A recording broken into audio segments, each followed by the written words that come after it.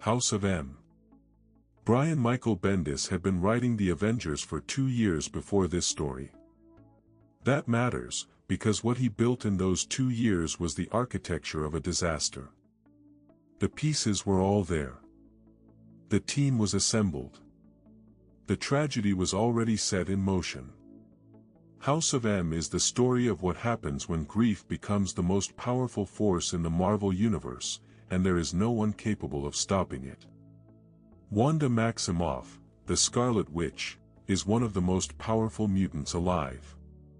For most of her history, that power was depicted in abstract terms.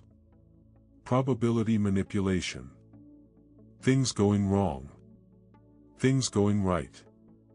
After Bendis finished with her, the understanding of what she could actually do had been permanently rewritten. Not updated. Rewritten. Olivier Coipel drew this series. He had worked in comics for almost a decade before House of M, but this was the project that defined his legacy. His Wanda Maximoff, the way he draws her face, the weight in her eyes, is devastating.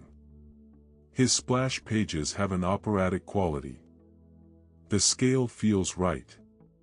When Coipel draws power, you feel the magnitude of it. The premise of this story is deceptively simple. The Avengers and the X-Men must decide what to do about Wanda. The decision they are being asked to make is impossible. And while they are debating it, the world changes around them. The altered world that Bendis constructed here is not a dystopia. That is the uncomfortable part. He built something that looks, for most of the people living in it, like an improvement. Characters who have been struggling for years suddenly have everything they wanted. The tension comes from what that costs, and who is paying for it. The tragedy is not that the world is terrible. The tragedy is that it is almost good. Bendis has always been interested in the gap between what people say and what they mean. House of M operates entirely in that gap. Every conversation has a second conversation underneath it.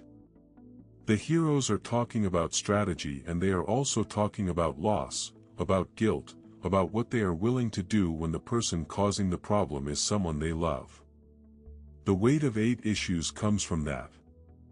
8 issues is not a long story by Marvel standards. But Bendis uses every page. There is no filler. Every scene is earning something. The consequences of this story are permanent. There is a before and an after in Marvel publishing history, and House of M is the line between them.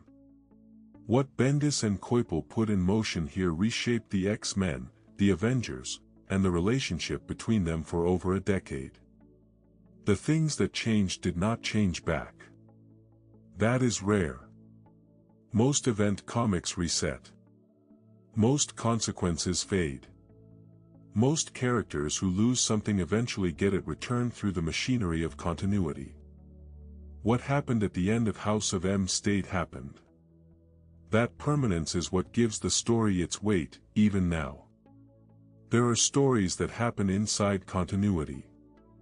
And there are stories that change what continuity is.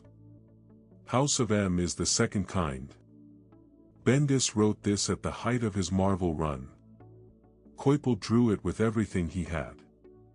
The result is 8 issues that feel, from beginning to end, like a tragedy that was always going to arrive, even when the characters are still trying to stop it.